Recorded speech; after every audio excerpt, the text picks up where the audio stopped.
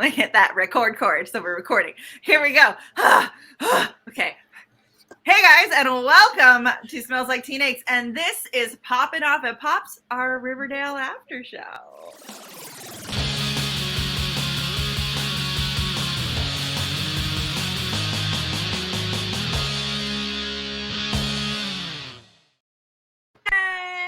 Hey, ladies, we're back. Yay. We're back.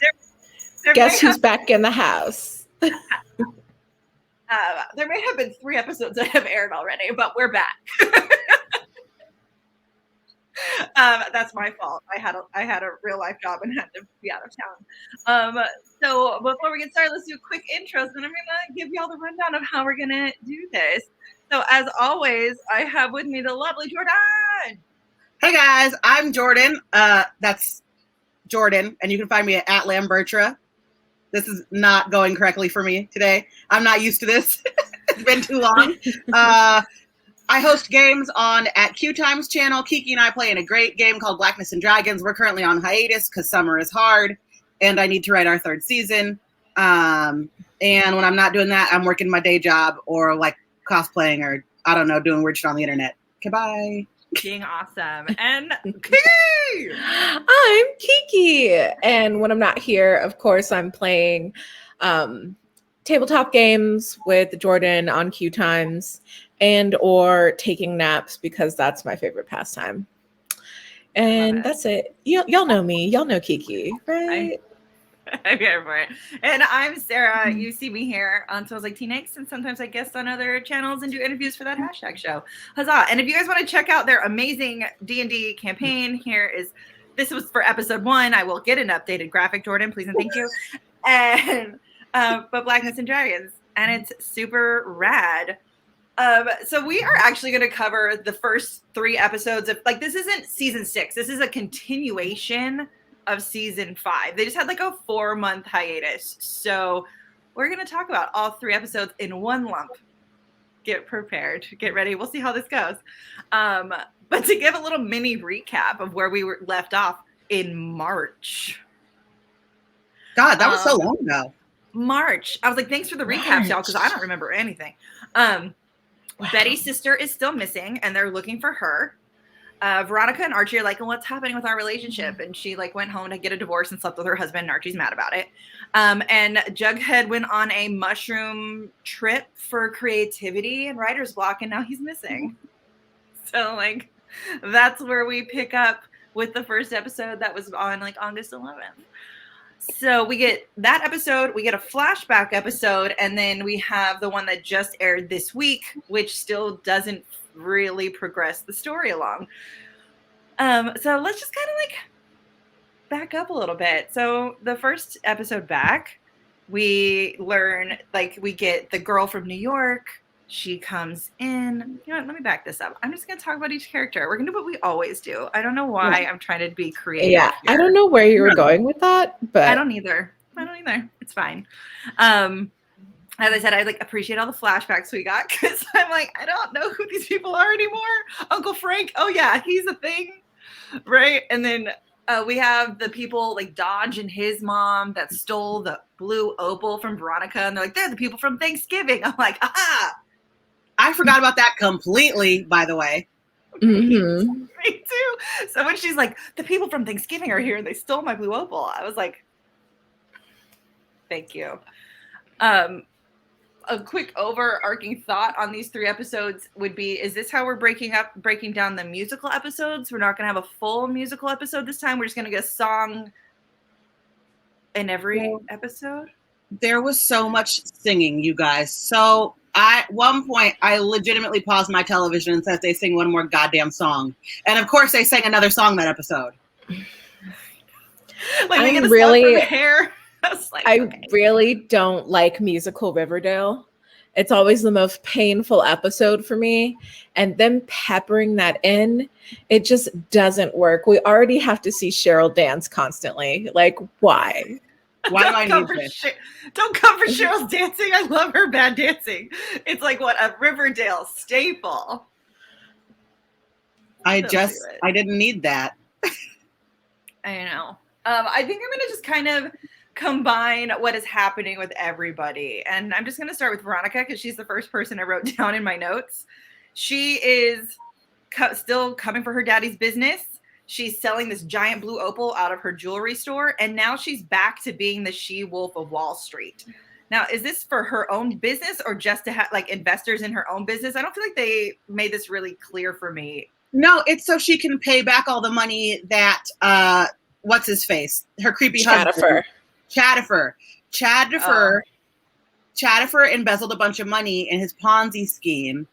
And the reason that Veronica couldn't divorce him was because she'll be liable too. So she's got to pay back all of his Ponzi scheme money to be able to afford divorcing him. So that's why baby girl has her hustle on. She wants that divorce. She needs that divorce so she can get the Archie divorce. Yeah, because Archie put a kibosh on their relationship until she's divorced, which I'm like, thank you, Archie. Good for you, Archie. Right. I honestly didn't see that coming. I thought he's like super butthurt that she slept with her husband. And I get it. Like he thought they had a thing. And so he's like, let's just wait and see how this plays out. So I'm not played for a fool. Somebody has a moral compass. Mm-hmm. And it's also, I like strong Archie, you know, because that's who we know him as. And I can say that in the top half of this, I was like, Archie's kind of weak right now. And I don't like this. Yeah, and then they introduced a dog fighting ring, and I was like, of course Riverdale has a dog fighting ring. But that's kind of like, to jump into Archie a little bit, like that's kind of been his whole storyline, right? He hasn't really done much. He just like put the kibosh on that relationship. He decided he was going to go get the convicts and get the money for the bounty, and now he's going after a dog fighting ring, and he's going to take care of puppies and rehab them. Archie's done nothing, but Archie's done everything because he's the football coach. He teaches ROTC. He's got a volunteer fire department. Now he's a bounty hunter. Now he's beating up people who dog fight. Now he's training dogs again. Now he's got PTSD that he wants to get treated. Like Archie's done nothing, but he's done all the things. Mm-hmm. Archie is busy. The man does not sleep. There's no rest for Archie. Archie went on Twitter and saw booked and busy, and he took that shit personally. He said hashtag rise and grind, people. like he's on the screen for maybe 5 minutes out of all the episodes, all 3 episodes. Every day he's hustling, okay? Yeah, hustling. Like this boy, no wonder he kiboshed Veronica. Like no one, he's like, I don't even have time for that. It's not that good. He ain't got time. I think that just says a lot about their relationship and how great it is and how great it's not. I do like that Reggie is now Veronica's like little henchman, because I think their relationship actually made way more sense than her and Archie ever did. And I think like, aren't they Camilla and him like dating in real life again? So like it's kind of fun to see that. I like the way they play off each other. They've got a good little vibe.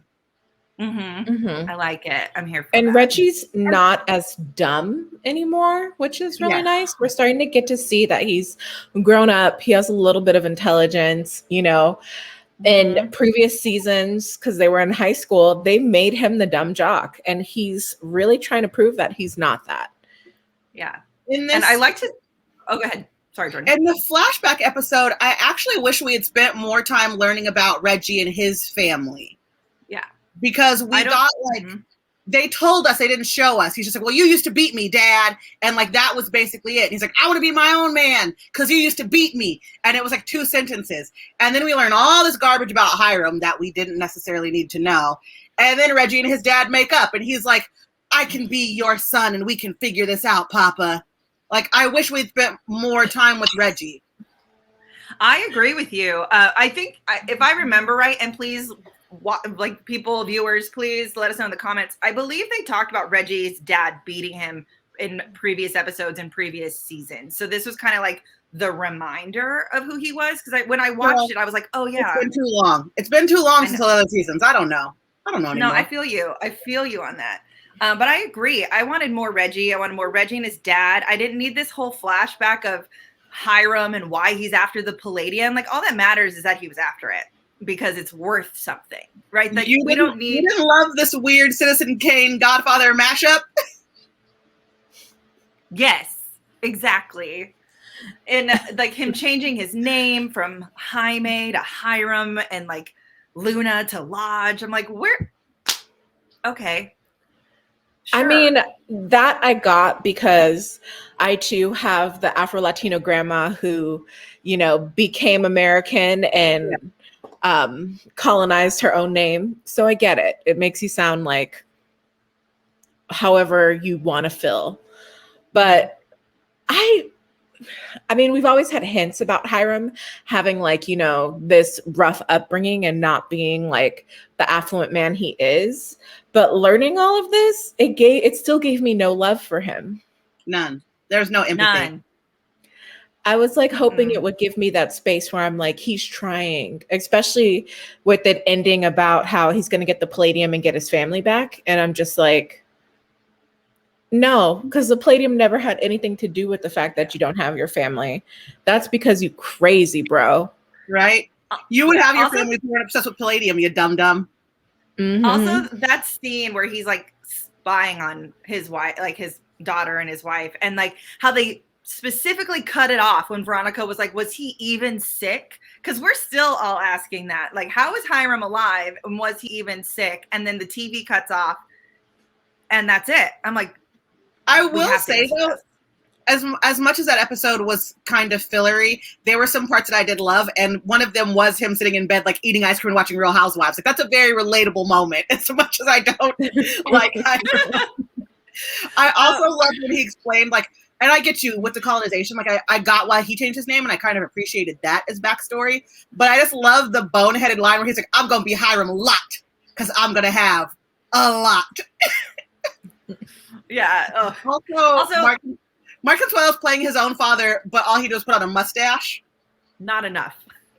My favorite thing in the world. Oh my gosh. I do have a question though, because while I was watching it, I was like, either this actor playing young Hiram is incredible at mimicking, or Mark Consuelos is ADRing his voice.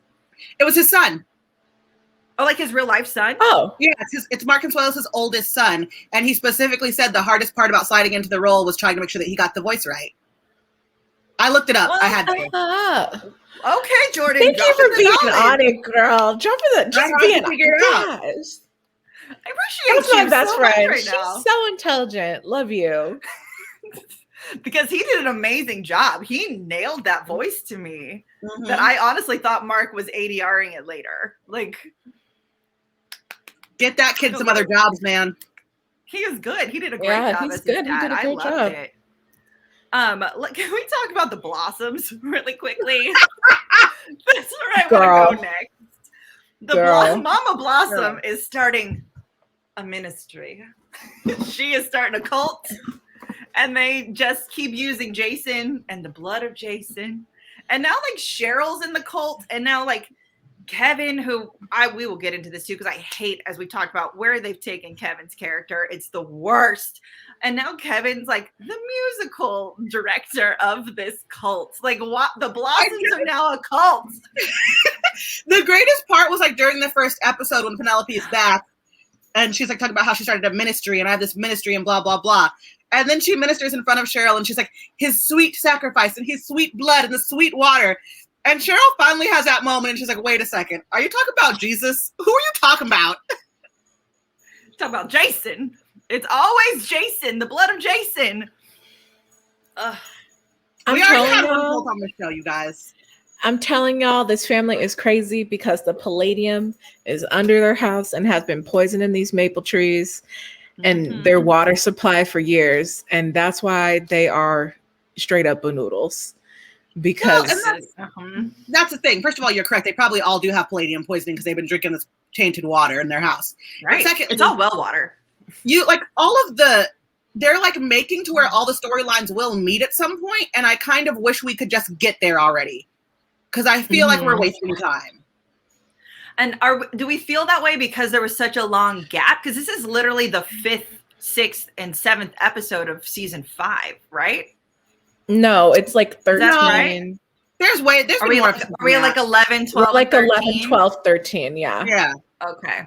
I think I I've gotten could look it spoiled up. by HBO shows where they're quick and tight. You get 9 episodes. Tell your story in 9. Yeah. I mean, 13 Mhm. episodes is like the best. That's when you just gotta tell it. Unless you're Gossip Girl, but that's a whole other thing. We'll watch that after show 2. Kevin. My Kevin. I hate where he's at. I hate that they've made him this like horrible lost character who's crying about how he's still in Riverdale and should have been in New York. I'm like, no one held you here, Kevin. Like your dad was like, go, be off, be successful. Like you made these choices. And then poor Fangs, who broke up with him, is now talking with Moose, the only other gay person in Riverdale, besides old men that Kevin likes to pick up in the woods.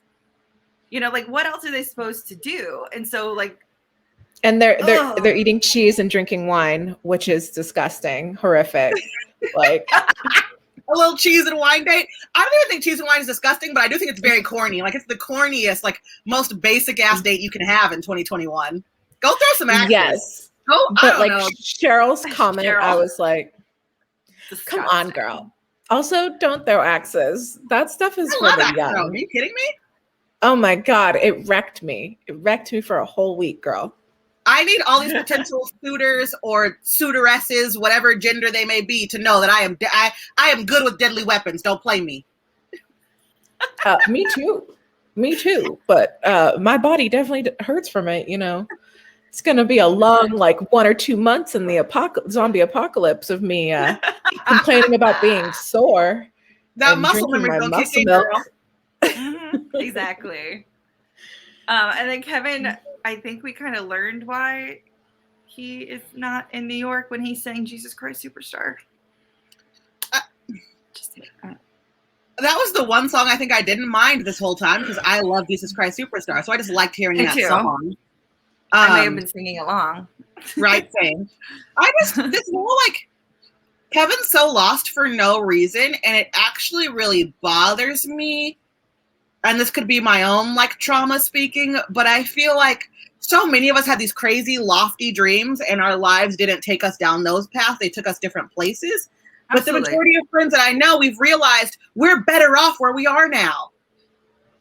Mm-hmm. And so it's really unfortunate to me that they're kind of taking the wrong side and hammering it home. I'm like, if you stay in your hometown, you'll be depressed forever. If your life doesn't turn out like your 10th grade vision board, it's going to be sad for you. And like, that's not necessarily true. Yeah. I'm just like, you know, Kevin is really much going through his return to Saturn right now. And I hope the boy comes out of it okay. Not even that. I just feel like from what we know of Kevin, the direction his character is in, we need so much more backstory for him to have ended up there. It just does not make sense for him to become so complacent, for him to become so sad and depressed without an extensive backstory on what happened in these years since high school. Mm-hmm. It just doesn't seem right. I'm sorry. No, I agree with you. We've been saying this, and I know. Mm-hmm. I think that's another problem with what's happening in the season. It's not just that it's moving along slowly, but they're also not filling the gap for us. Like, we're not getting enough about what happened in the 7 years that we didn't see. So a lot of the motivations and like things that characters are doing don't make any goddamn sense because we have no clue what's happened to them in these 7 years. Exactly. Mm-hmm. And Kevin's the biggest one. And I feel like maybe it's also because like the writers don't know what to do with him and they don't want to write him off. You know, so they're just like, well, we'll just throw him in a cult. Oh, wait, we'll just give him this weird trauma he never had before. Oh, wait, we're just going to break up him in things. We're just going to like pile on these things that make zero sense and have no payoff. Like writers, make it make sense. Make it make sense. Because it doesn't to me. Poor Kevin. Being done dirty. Let's jump into Betty, who is still on the hunt. One for Jughead, because Tabitha like recruits her because she's like, I thought he'd be fun in the handcuffs. And then the Mothman came for him, right? And so they're like, well, he's off somewhere. They went on their own journey and like their own like mushroom journey to find him. And like that's where we got another hair song, which I was like, sure, that's the only way they could actually get hair into this because no one's gonna be naked. And then she just like switches gears now that Jughead's okay, or maybe okay, because like they call, Let me back up. She plays the voicemail, the like super voicemail of why she and Jughead aren't friendly, of why, like, was that as big of a letdown to you guys as it was for me? I think because it was the first episode I've seen of Riverdale in so long, it actually felt juicy.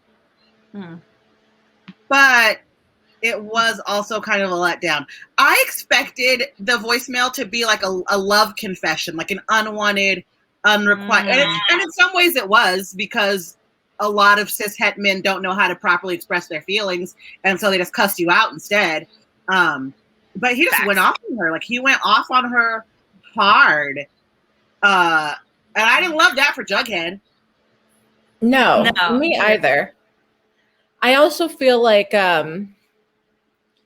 it puts him in this angry space of being wronged or feeling wronged from them. And I liked how they kind of left it at the, well, if that's what you want, then whatever. You know, I felt like that was more grown up.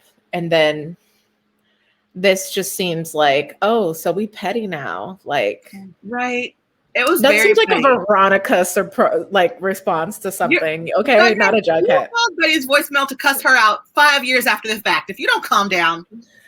Well, it's because she didn't show up to his like book release party. And she's like, why would I show up to this? One, we're broken up. And two, you are the constant victim in my life. And you're making me out to be the bad guy, which I know you are. And I feel that for Betty, because that's exactly, you know, perception is truth, right? So his perception of their relationship is his truth and hers is hers. And the real truth is somewhere in the middle.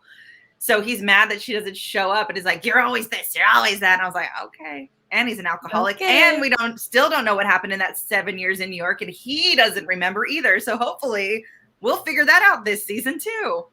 Also, I was incredibly let down that we didn't get more Mothman. Sorry, I need to put down this back scratcher. But like, I thought we were going to get some Mothman stuff when he disappeared, not hanging out with the homeless. I know. And like a homeless, like, thank you for this flashback, like a homeless man from his childhood that he thought died. Because he tells that story back at the school. And I was like, he flashed back. I was like, wait, is he like is hallucinating? And then I remember they're like, no, it's from his childhood. I was like, oh, yeah. Ew. So I was like, where's his journey? He's just like off the grid. We need Jesus. Homeless. No, like, we saw him in that episode where he's off the grid, like trying to figure out what happened to him in New York, and then that's it. That's all we've had 5 minutes of Jughead the past 3 episodes, and none of it makes sense. I didn't even realize he was not in this last episode at all. The one that aired this week. Where is he? Jughead Jones. He's walking to New York. That's where he is. He got in the damn truck, y'all. That's true. That sounds like the worst emo song I have ever heard in my life. Walking to New York. He's on the lonely highway. Yeah. Getting chopped up into 80 pieces. Writing his next book about the lonely highway. No, he's going to find Polly, and then Betty's going to be in love with him for it, and then it's going to repair some type of trauma magic. I have no idea. You know what? That's a good guess. I actually would put money on that guess that he and Polly will run into each other now. Yeah, that's a good one. Because they are going to bring all this around into one big storyline at some point. They have to. But to the 3,000 storylines are just going to eventually.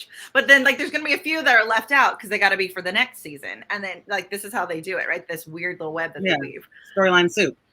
Did anyone guess that Jessica was going to dose them? Because first of all, I called it from episode 1. This Jessica girl was going to be annoying as shit.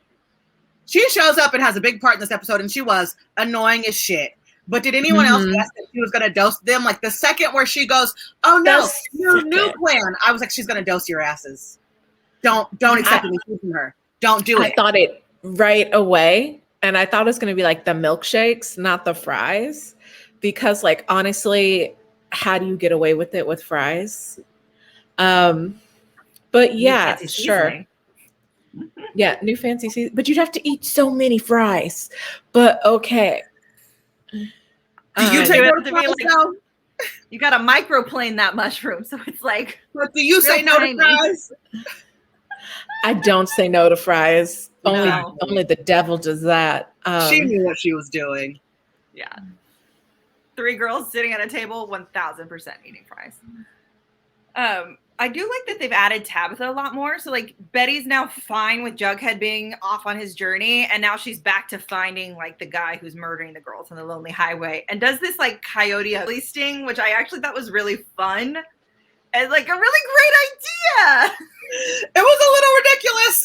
More singing. More Also, singing. I thought Cheryl was, off on her good girl. That cover was so ridiculous. I didn't know what song it was until they hit the chorus. Really? No. I was like, I feel like I know what song this is, but what is it? Wait, I don't even remember the song. What song was it? I'm just gonna let you sit here and figure it out.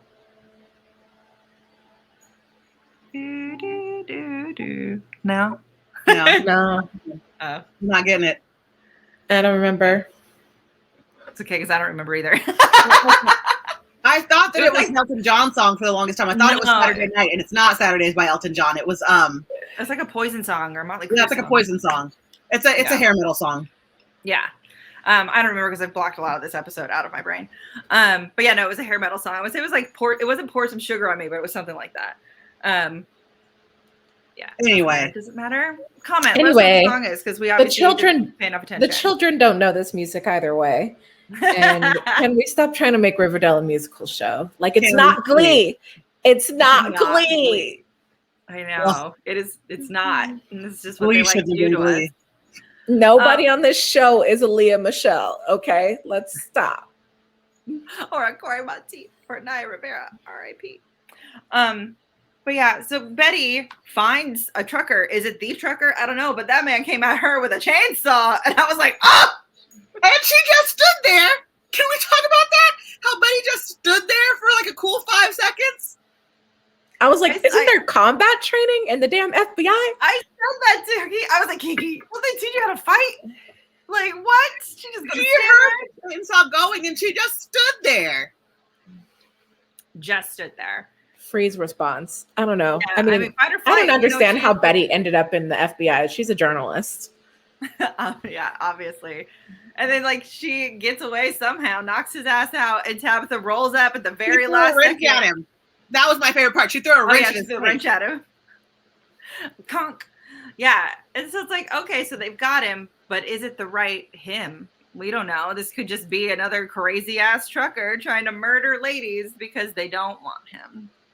Also, is he dead? Because then that's pointless. How are you going to find the other girls? Like, nah, he's just not dead. He's knocked out. Basically, they kidnapped him. And I think that this is not going to be TBK or the Lonely Highway or anything that we've talked about before.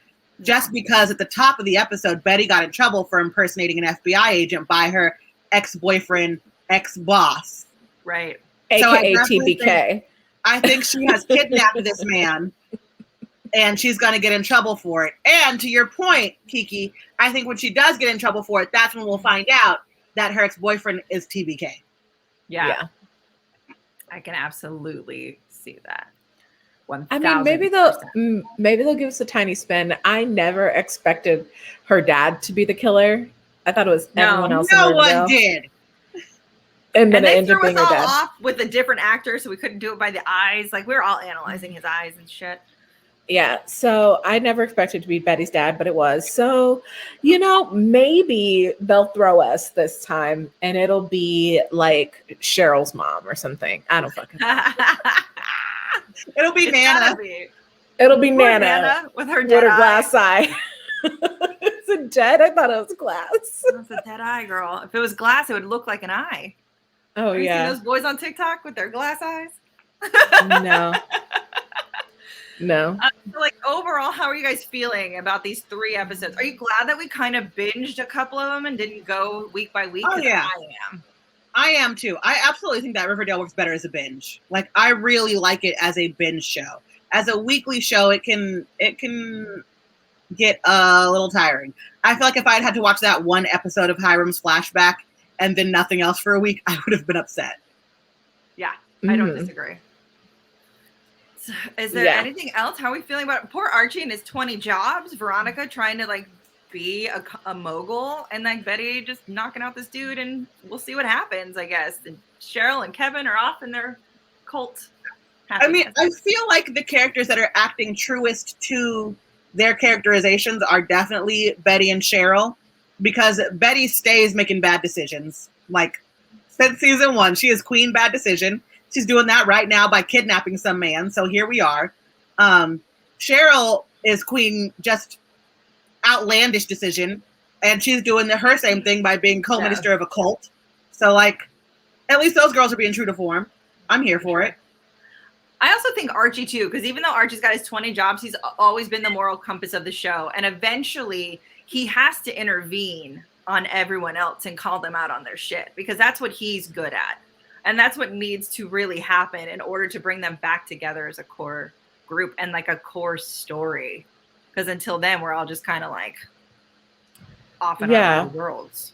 It's really Kevin and Jughead for me, who kind of need to get back to who they are for the whole group dynamic to start making sense. Because I understand who Veronica grew into. Mm-hmm. That was always there. So absolutely. I just need more.